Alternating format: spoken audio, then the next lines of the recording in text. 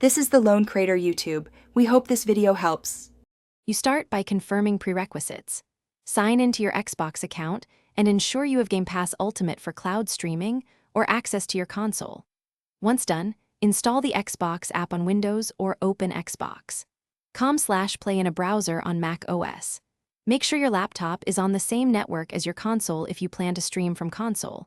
Otherwise, prioritize a strong 5 GHz Wi-Fi or wired Ethernet connection to reduce lag. Plug in a controller via USB or pair Bluetooth before moving on. You now connect and configure.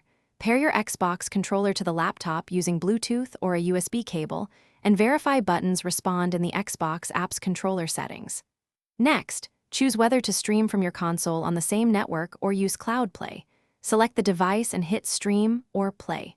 If frames drop, lower bitrate or set quality to 720p/60 FPS to stabilize performance. Finally, enable full screen mode and map any keybind tweaks so gameplay feels natural. You finish by optimizing performance and knowing one key fix: close bandwidth-hungry apps, set your laptop to high performance, and plug into Ethernet if possible. If you see stutter or disconnects, restart your router and console, then test again. This simple reset often clears NAT and latency issues. Make sure the Xbox app and console firmware are up to date. If controller pairing fails, unpair and repair or try a different USB cable. That typically resolves most connectivity problems quickly. Thanks for watching.